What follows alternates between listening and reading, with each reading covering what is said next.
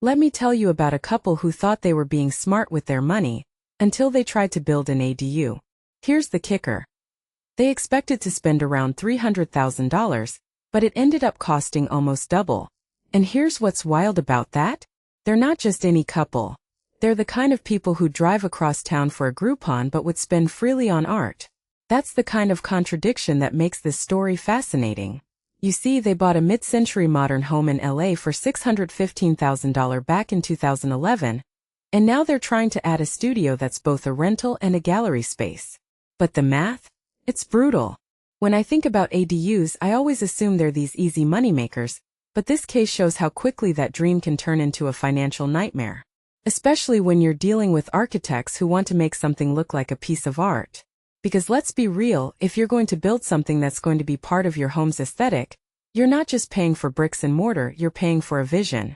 And that vision, as it turns out, is way more expensive than you'd ever imagine. Now, here's something else that's interesting. The architects they chose, Freelandbuck, didn't just slap a square box on the garage. They created something that floats over the shared space between the two homes, with this pitched roof that feels like it's hovering. It's not just functional. It's a statement. But here's the catch. When you're building something that's supposed to be a statement, you're also inviting a whole bunch of complications. Like, what happens when the global pandemic hits and supply chains collapse? Suddenly, your $300,000 budget is looking like a fantasy. And that's exactly what happened here. The couple had to scramble, even reusing materials from their old garage to cut costs. I mean, can you imagine hauling redwood siding and roof timbers off your own property and giving them away? It's like turning your own home into a salvage yard for the community. But here's the thing. That's not just frugal, it's a radical act of sustainability. It's one thing to say you care about the environment. It's another to actually make your home a part of that ecosystem. And yet, even with all that effort, the project still ended up costing them a fortune.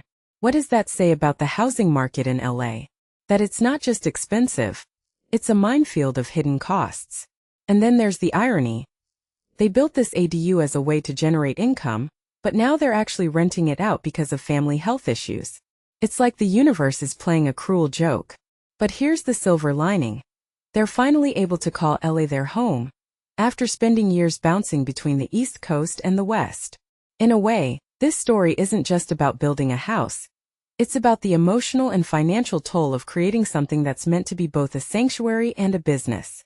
And if you take a step back, it's a microcosm of what's happening in the housing market today. People are trying to do the right thing, live sustainably, invest in their communities, build value, but the system keeps throwing curveballs. What makes this really interesting is how the couple's personal values clash with the reality of the market. They wanted to live below their means but ended up spending a small fortune on a dream. And that, I think, is the heart of the matter. Because when you're building something that's supposed to be both a home and a statement, you're not just building a structure, you're building a legacy. And that legacy, as it turns out, comes with a price tag that no one ever really expects.